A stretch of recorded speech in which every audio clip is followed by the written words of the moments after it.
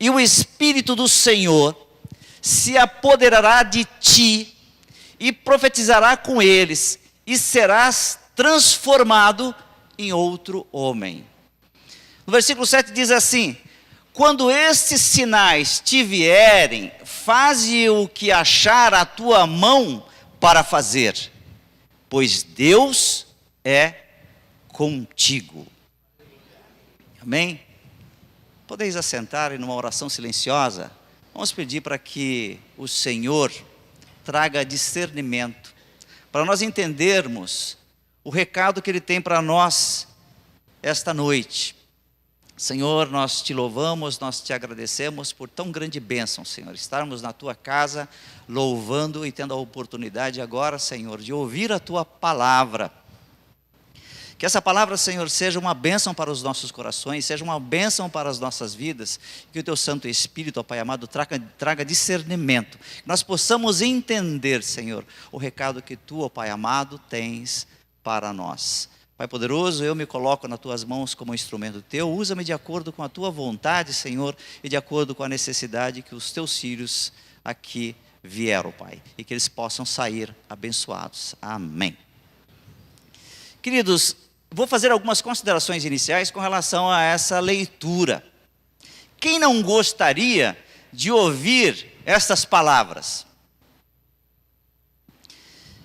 Quem conseguiria deter, impedir um homem ou uma mulher que tenha recebido essa bênção, essa declaração?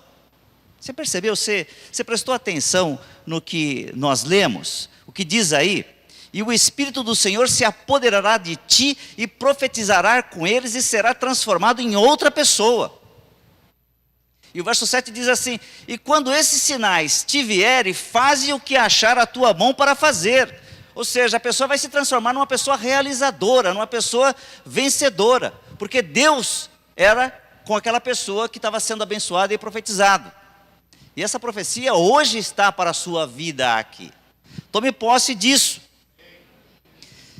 E nessa palavra inclui 3 conceitos, 3 vitórias. Uma delas é uma poderosa visitação do Espírito Santo na vida da pessoa que estava recebendo aquela promessa.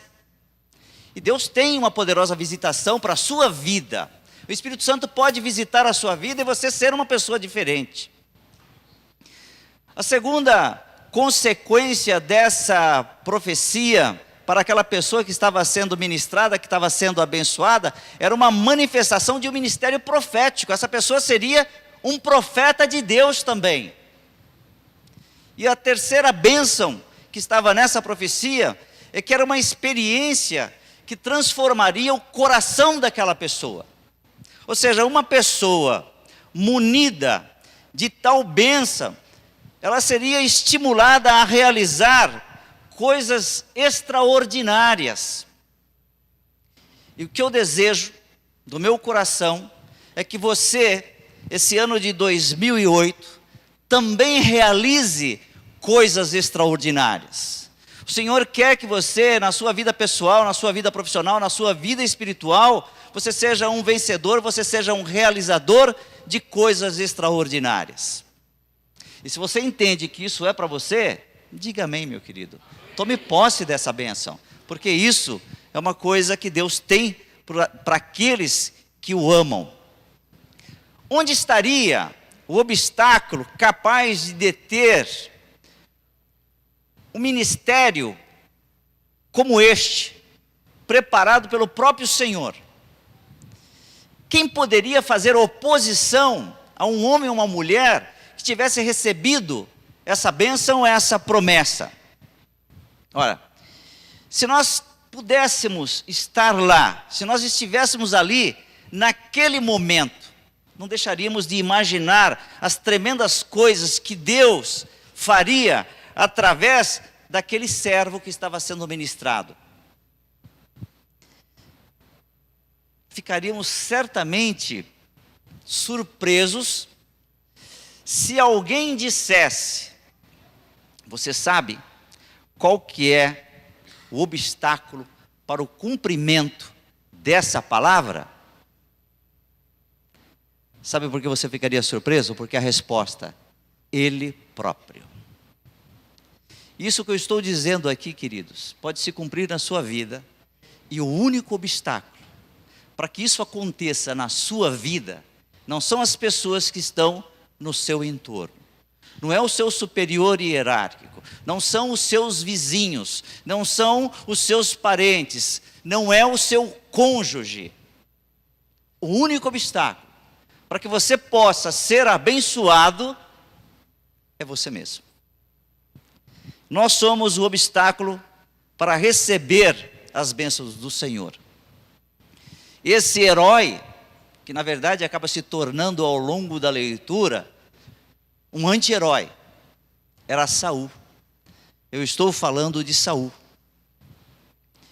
E o que aconteceu com Saul é que ele começou tendo uma grande vantagem sobre os outros, mas terminou, se você ler a história, vai perceber que ele terminou abandonado num campo de batalha, sem apoio dos seus súditos, dos seus companheiros, dos seus soldados.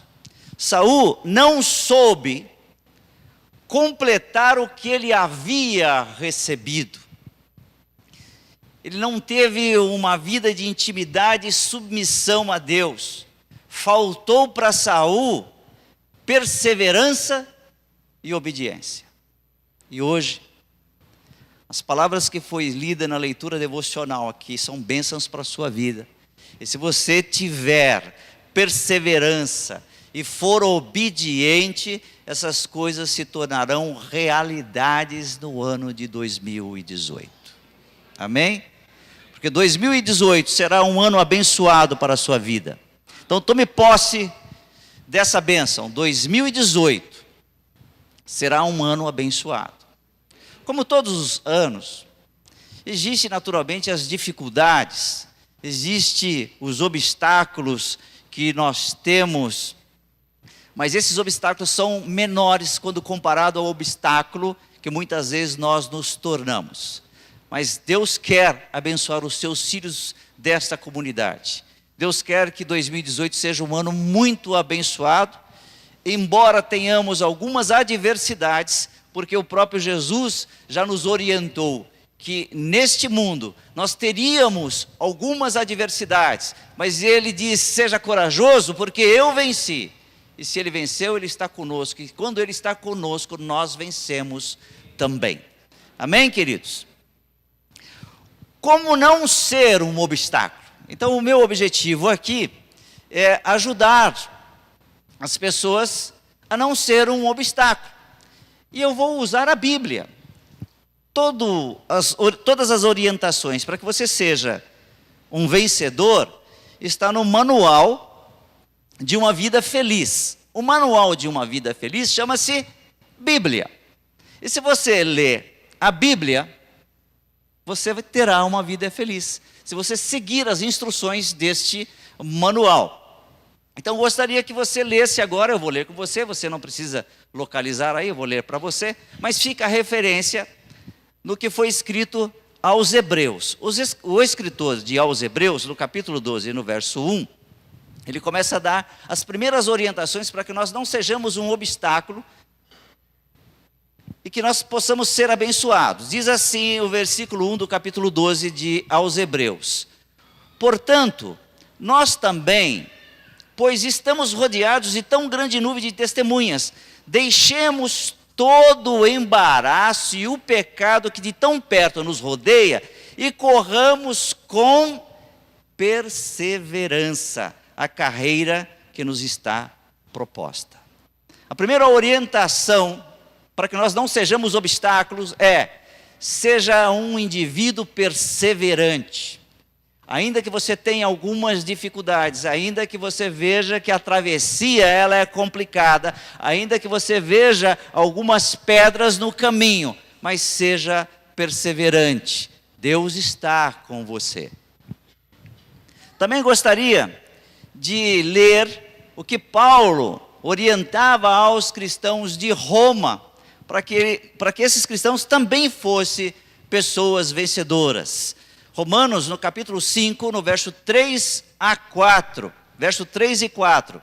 Verso 3 diz assim: e não somente isso, mas também gloriemo-nos nas tribulações, sabendo que a tribulação produz perseverança. 2018 vai ser um ano abençoado, mas nós teremos sim pequenas dificuldades. Eu diria que teremos dificuldades, mas na contabilidade, no final de 2018, o saldo será positivo para vitórias. Porque a contabilidade do Senhor é sempre contabilidade vencedora. Teremos dificuldades, mas na hora que você fecha o balanço, está lá, o saldo é positivo. E o seu saldo em 2018 será positivo. Haverá bênçãos e prosperidade na sua vida. Versículo 4 diz assim: e a perseverança, a experiência, e a experiência, a esperança. E à medida que você persevera, você vai perceber que você vai ficar muito mais esperançoso naquilo que tem à frente para você. Jó também registra, aliás, é registrado no livro de Jó, alguma coisa sobre a importância da esperança. E a esperança é um elemento importante para que nós não nos tornemos obstáculo para ser abençoados. Porque uma pessoa desesperançosa, ela já não faz mais nada com excelência. Aliás, o discurso do desesperançoso no dia a dia é esse: para quem é, tá bom. E aí ele faz sem a excelência, sem a qualidade. Ele faz o mínimo para sobreviver. E quando a gente faz com excelência, a gente faz o nosso melhor. Aliás, a recomendação da palavra é que nós devemos fazer as coisas como se estivesse fazendo para Deus, fazer com excelência, não como se estivesse fazendo para os homens, mas para Deus. Então, o desesperançoso, ele já não faz mais como se estivesse fazendo para Deus, ele faz para se manter vivo, para sobreviver. E Jó fala sobre a esperança, é registrado no livro de Jó, no capítulo 14, do verso 7 a 9, uma lição importante sobre esperança. E diz assim no versículo 7: para uma árvore há esperança.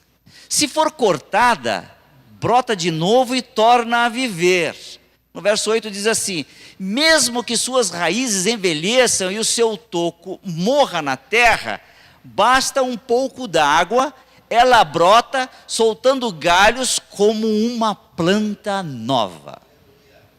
2018, o que o Senhor quer é que você seja uma planta nova, viçosa, uma planta vencedora. É isso que Deus quer para você. E hoje você está aí recebendo a água que vai tornar você de uma planta que está murcha e morrendo numa planta viçosa e vitoriosa. Podemos também entender, lendo uma outra passagem registrada no livro do profeta Jeremias, mostrando como o cristão é comparado a uma árvore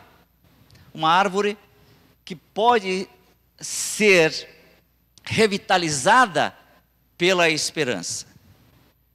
Livro de Jeremias, no capítulo 17, no verso 8, diz assim, verso 8: porque será como a árvore plantada junto às águas, que estende as suas raízes para o ribeiro, e não receia quando vem o calor, mas a sua folha fica verde.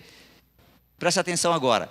E o ano de sequidão não se afadiga, nem deixa de dar fruto.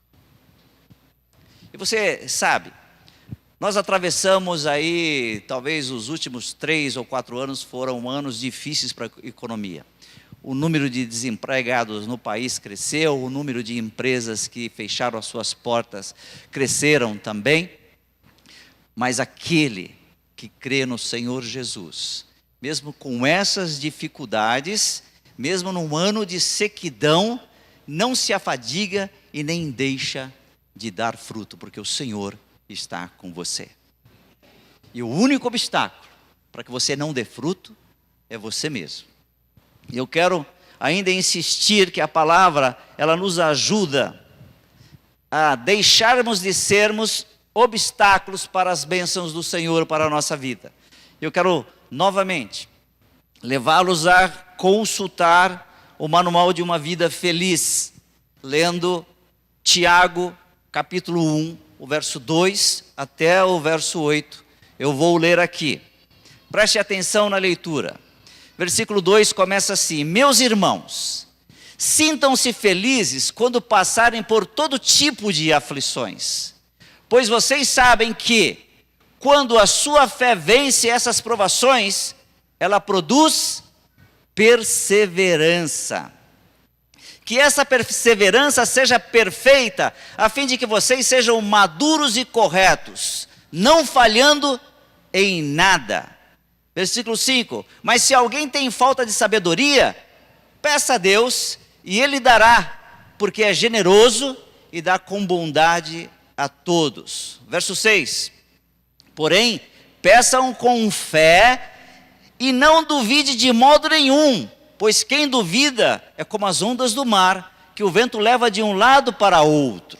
Versículo 7, quem é assim, não pense que vai receber alguma coisa do Senhor, pois não tem firmeza e nunca sabe o que deve fazer.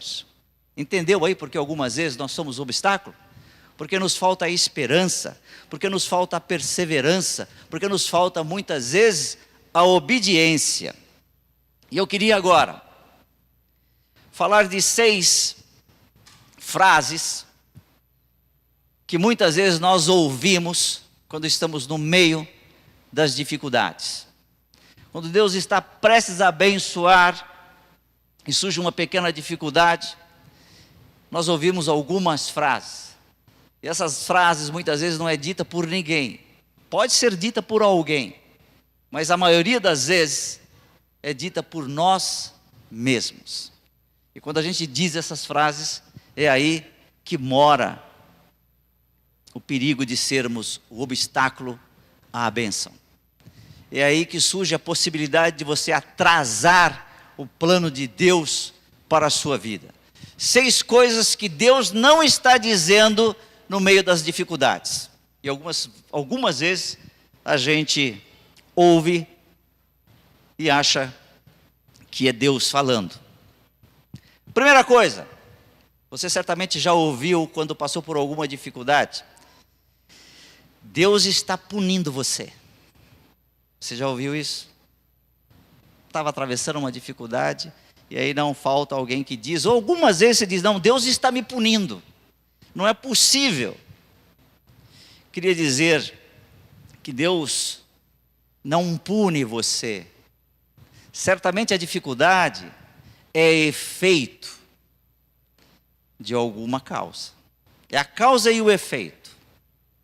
É a consequência de uma decisão que foi tomada erradamente.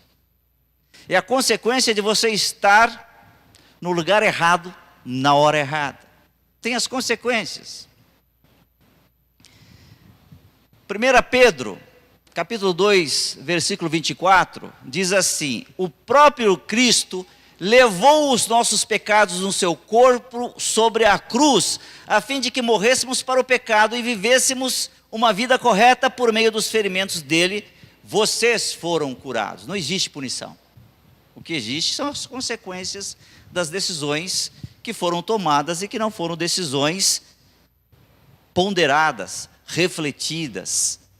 Decisões que você tomou e certamente não consultou o manual. Porque se você tivesse consultado o manual, as consequências teriam sido outras. Então não é punição. Mas mesmo estando em tal dificuldade, por uma decisão tua ou por estar no momento errado, no lugar errado, Deus vai te ajudar. Ele vai dar sabedoria para que você saia dessa dificuldade. Segunda frase, que muitas vezes a gente diz, é aquela voz que não para de falar aos nossos ouvidos. São os nossos pensamentos, que diz assim, olha, Deus está falhando com você. em meio à dificuldade, algumas vezes, a gente diz que Deus está falhando com a gente. Não é possível. Eu sou uma pessoa tão boa. Eu fui um bom filho, eu sou um bom pai, eu sou um bom marido. Não é possível que isso aconteça comigo. Olha, Deus não está falhando com você, não. A palavra dele diz lá, no livro de Números, no capítulo 23, no verso 19, diz assim: Deus não é como os homens que mentem, não é um ser humano que muda de ideia. Quando foi que Deus prometeu e não cumpriu? Ele diz que faz e faz mesmo. Ele diz que abençoa e abençoa mesmo. Ele diz que cura e cura mesmo. Ele diz que liberta e liberta mesmo. Você só precisa crer. Não seja o obstáculo para a sua cura. Não seja o obstáculo para a sua libertação. Não seja o obstáculo para a sua transformação. Terceira voz que a gente ouve. Terceira voz que a gente ouve, inclusive, dos nossos próprios lábios. Deus me abandonou. Já ouvi gente falando isso e já falei isso. Por falta de sabedoria, momentos de dificuldades que atravessei no passado, eu proferi tal heresia: Deus me abandonou. Olha o que diz a Bíblia. Olha o que diz o manual de uma vida feliz. Josué, capítulo 1, verso 9. Lembre da minha ordem. Seja forte e corajoso. Não fique desanimado, nem tenha medo, porque eu, o Senhor seu Deus, estarei com você em qualquer lugar para onde você for. Aleluia.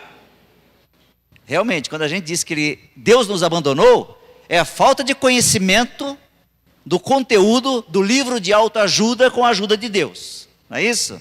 Esse é um livro de autoajuda com a ajuda do alto. Então esse é o livro que você tem que ler. Porque se você ler uma palavra como essa, você fica confiante, você fica perseverante e não tem obstáculo que você não enfrente. Então leve essa palavra para você hoje. Eu vou ler novamente para você absorver. Lembre da minha ordem. Seja forte e corajoso. Não fique desanimado nem tenha medo, porque eu, Senhor, seu Deus, estarei com você em qualquer lugar para onde você for. Este ano 2018, talvez você vai explorar novos lugares, novos mercados, novos ambientes profissionais. E não se preocupe. A promessa dele é: ele estará com você aonde você for. E você será abençoado. E você será lá aonde você estiver, um embaixador de Cristo. Como diz Paulo, Paulo diz assim: de sorte que somos embaixadores de Cristo. E aonde você for, vale a lei do país de Cristo. Você é embaixador. E naquele território onde você é embaixador, vale a lei do país da embaixada. Se você é embaixador de Cristo, aonde você estiver, haverá bênçãos. E você abençoará o lugar aonde você estiver. Quarta frase que algumas vezes a gente fala ou a gente ouve. Olha, ele está agindo contra você. Deus não age contra nós. Vamos ver o que o livro diz. Isaías 64, verso 4. Nunca ninguém viu ou ouviu falar de outro Deus além de ti, de um Deus que faz coisas assim em favor dos que confiam nele. Se você confia em Deus, ele sempre fará grandes coisas, como nenhum outro Deus já fez. A palavra em Isaías aqui refere-se a esses outros deuses com letra minúscula. Vou ler novamente para que você entenda. Nunca ninguém viu ou ouviu falar de outros deuses, ou Deus, além de ti, um Deus que faz coisas assim em favor dos que confiam nele. Deus faz coisas grandes e coisas que para você e para qualquer outro ser humano seria impossível, mas para Deus e para você, porque você serve a Ele, crê nele, isso será possível. Na versão contemporânea, a mesma passagem foi traduzida de uma forma que eu gosto, porque é num português bastante coloquial. Diz assim, a versão contemporânea do capítulo 64, do verso 4. Desde antes do início do tempo, ninguém imaginou, nem ouvido ouviu, e olho algum viu, um Deus como tu, que trabalhas para o bem daqueles que confiam em ti. Deus está trabalhando em seu favor. Nós estamos no 7º dia do mês de 2018. E Deus não parou de trabalhar em seu favor. 7 dias para Deus, na contabilidade divina, 7 dias é suficiente para criar um universo. Você tem ideia da imensidão do universo? Foram apenas 6 dias. Imagina o que Deus pode fazer para você em um ano. 2018, se você crer, será um ano abençoado.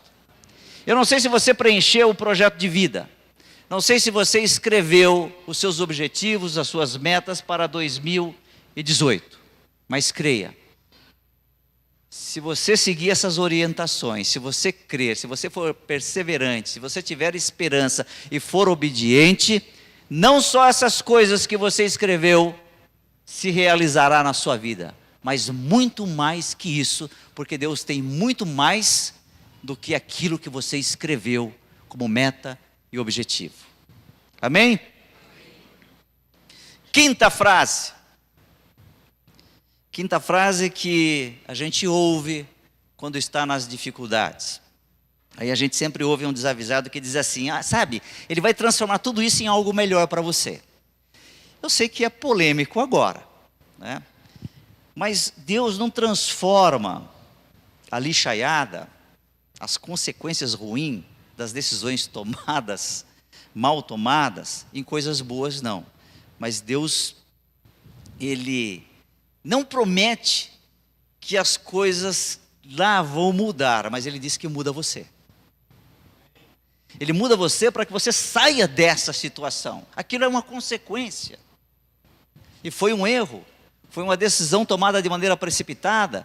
Foi uma frase dita no momento inadequado. Foi um roubo emocional que te levou àquela situação. Mas Deus muda você. Ele vai te dar sabedoria. Ele vai te dar estratégias para que você consiga sair daquela situação e aprender com aquela situação. Vamos entender como é que é isso. Ezequiel 36, 26.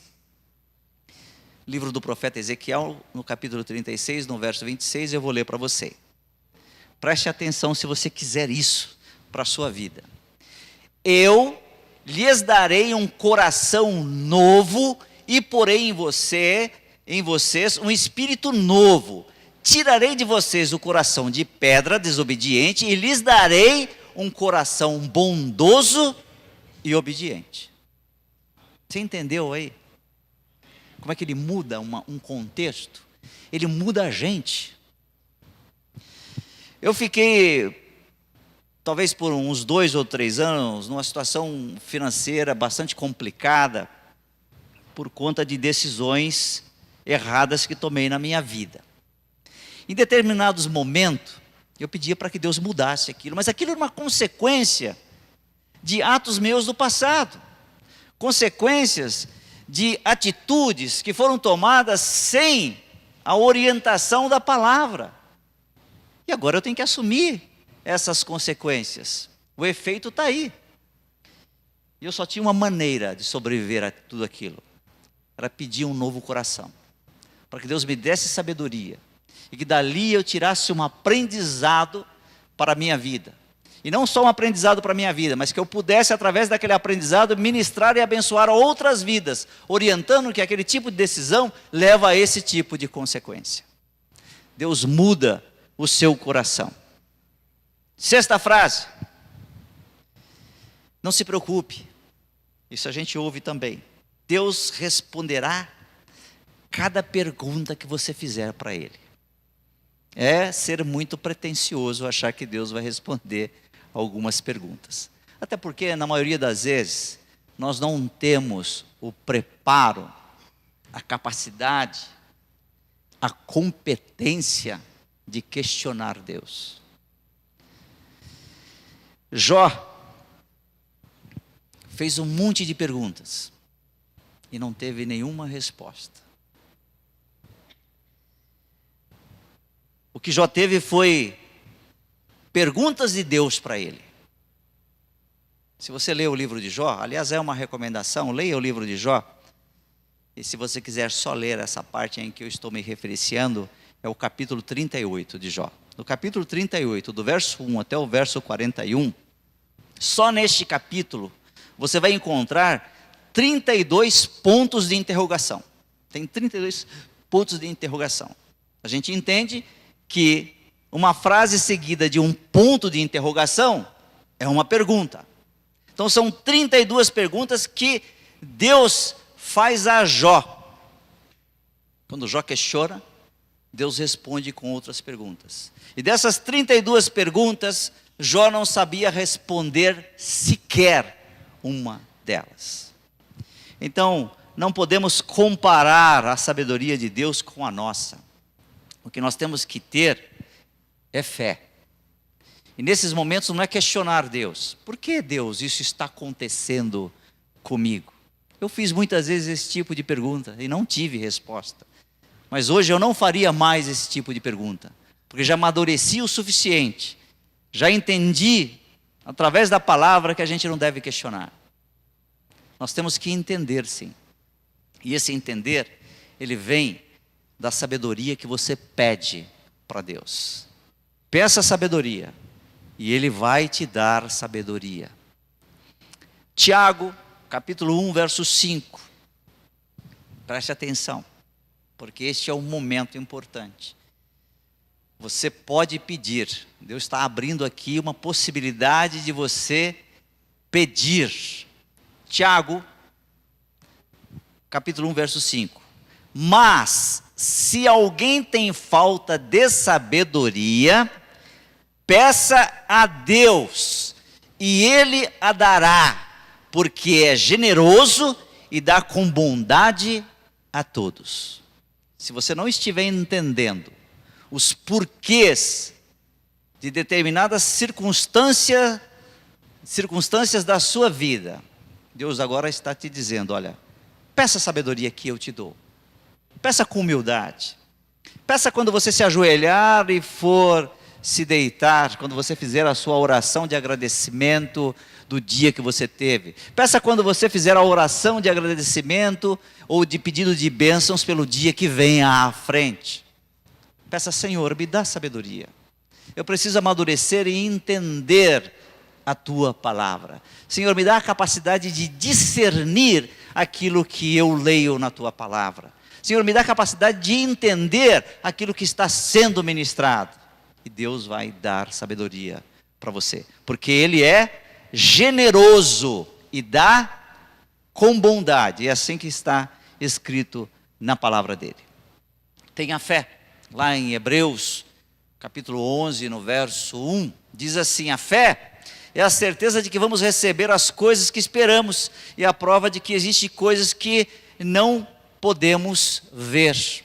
Então peça sabedoria, que você vai começar a entender o mistério desta palavra. A tua fé vai ser exponenciada, crescida. Então eu falei de 6 coisas que são vozes que muitas vezes por nós não entendermos, que não são vozes de Deus nem do Espírito Santo, nós ficamos lamuriando naquela autocomplacência. Deus não te abandonou, nunca te abandonou e nunca vai te abandonar. Você não está sozinho. Isto não é punição. Você entendeu? À medida que a gente crê que é dessa forma, aí você é o obstáculo para a bênção que Deus tem para a sua vida. Quero falar agora, para encerrar, de 3 coisas que Deus diz no meio das dificuldades. Uma das coisas que você precisa ter consciência, e é uma das coisas que ele diz, é que você terá dificuldades. 2018, 2019, 2020, ou seja, daqui para frente, como aconteceu daqui para trás, você teve dificuldades, e você terá dificuldades. Mas o que é importante nós sabermos? Que a contabilidade será positiva. Terá aí os passivos, mas terá as coisas boas. Então vamos lá, João 16, 33, diz assim: eu digo isso para que, por estarem unidos comigo, vocês tenham paz. No mundo, vocês vão sofrer, mas tenham coragem, eu venci o mundo. O que ele está dizendo é o seguinte: você vai ter sim dificuldades, mas tenha paz. Porque uma das coisas difíceis para a gente enfrentar as dificuldades é quando a gente não está em paz. Quando você não está em paz e tem dificuldade, as suas decisões, as suas tomadas de ações geralmente são atabalhoadas. E ao invés de resolver o problema, você complica mais. E a palavra do Senhor diz o seguinte: você vai ter dificuldade, mas tenha paz, tenha coragem, porque eu venci o mundo, e vocês estão unidos comigo. É assim que diz a palavra, João 16 e 33. Eu não sei que versão você tem aí, nessa versão, na versão linguagem atual, ela diz isso. Eu vou ler aqui a versão contemporânea, que está num português mais coloquial. Mesmo capítulo 16 e verso 33 do Evangelho de João. Diz assim: estou dizendo essas coisas para que, crendo em mim, vocês estejam inabaláveis e seguros e desfrutem a paz. Neste mundo mau, vocês sempre terão dificuldades, mas fiquem firmes. Eu venci o mundo. Você quer algo melhor do que isso? Fica em paz. Segundo conceito, segunda coisa que Deus diz. Talvez eu vou resumir aqui numa frase e depois vou esclarecer à luz da palavra. A vida é um teste e uma oportunidade. A vida é teste e oportunidade. Vamos entender isso. A lógica de todos os testes: se você estiver preparado, você se sairá bem. A vida é assim. Se você estiver preparado, você se sairá bem. Se você estiver preparado, você não será um obstáculo. Eu sou professor, e o que acontece normalmente quando um professor ministra um conteúdo por um período? No final daquele período, ele vai avaliar os alunos. A maioria das avaliações é através de um teste. E se esse aluno, ele se sai bem no teste por estar preparado, ele avança para o próximo estágio. Uma pessoa que presta um concurso público, o concurso, na maioria das vezes, é através de uma examinação, de um teste. Se a pessoa está preparada, ela acaba aproveitando aquela oportunidade. A vida é teste e oportunidade. A vida é preenchida com testes. E testes que eu diria, muitas vezes são testes espirituais. E um teste é um teste. Ele requer preparação. E a preparação para esse teste espiritual, ou para as oportunidades que a vida vai te trazer, você consegue se sair bem se preparar com o manual. Se você conseguir navegar nesse manual com desenvoltura, você vai conseguir responder a qualquer questionamento ou dúvida que a vida lhe impuser. Como é que você se sente? Preparado para aproveitar as oportunidades que Deus tem para você? Eu vi uma amém lá no cantinho. Vamos ver o que diz o manual sobre essa preparação. Segunda carta a Timóteo, 2 Timóteo 2:15. Diz assim a palavra do Senhor: faça todo o possível para conseguir a completa aprovação de Deus, como um trabalhador que não se envergonha do seu trabalho, mas ensina corretamente a verdade do Evangelho. Eu vou ler o início para que você entenda a similaridade com o teste, o que é a vida. Faça todo o possível para conseguir a completa aprovação de Deus. Amém? Está preparado para o teste? Vou ler na versão Almeida atualizada, 2 Timóteo 2,15. Procura apresentar-te a Deus aprovado como obreiro, que não tem do que se envergonhar e que maneja bem a palavra da verdade.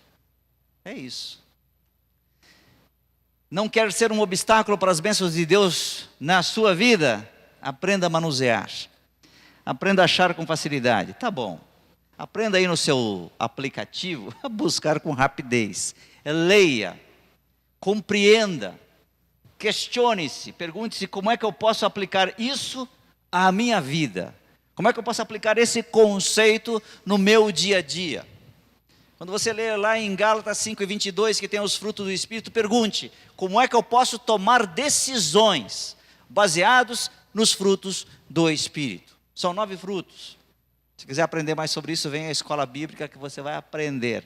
Aliás, se você quiser manusear esse livro com desenvoltura, uma das maneiras que a gente recomenda é que você participe da escola bíblica. Aí você vai aprender. Vamos ler na versão contemporânea agora. 3 versões eu estou lendo para você aqui, para ficar bem claro, para não precisar desenhar. 2 Timóteo 2,15. Concentre-se em fazer o melhor para Deus, trabalhe direito, para não ter do que se envergonhar. Apresente a verdade pura e simples. Fique longe daquela conversa com ar de religiosidade que é só conversa. Você sabe que palavras não são apenas palavras. Se não tem o suporte de uma vida reta, elas envenenam a alma. Qualquer outro tipo de conversa, irmãos, com relação aos seus problemas, que não tem base nas orientações da Bíblia, envenena a alma. Aliás, acho que ontem eu gosto de postar umas frases numa página que eu mantenho na internet, que é a página do meu livro, do livro Insight, e eu coloquei uma frase de um autor americano que diz o seguinte: você nunca deve contar os seus problemas para alguém que não tem a capacidade de resolvê-los. Não conte, não compartilhe as suas dificuldades com alguém que não vai te ajudar. As dificuldades têm que ser compartilhadas com Deus. Esse tem capacidade de te ajudar. Porque quando você conta para os outros, só vai criar mais dificuldades ainda, porque vão exponenciar o teu problema e vão desanimar. Vai tornar você um sujeito esperançoso em um desesperançoso, porque não vai faltar aquela voz que vai dizer: isso é punição de Deus, você está em pecado. Todos os nossos pecados já foram levados na cruz do Calvário. Tiago capítulo 1, verso 12: feliz é o homem ou a mulher que persevera na provação, porque depois de aprovado receberá a coroa da vida que Deus prometeu aos que amam. Por isso que a vida é um teste e é oportunidade. Se você é aprovado no teste, você terá a oportunidade. Feliz é o homem que persevera na provação, porque depois de aprovado receberá a coroa.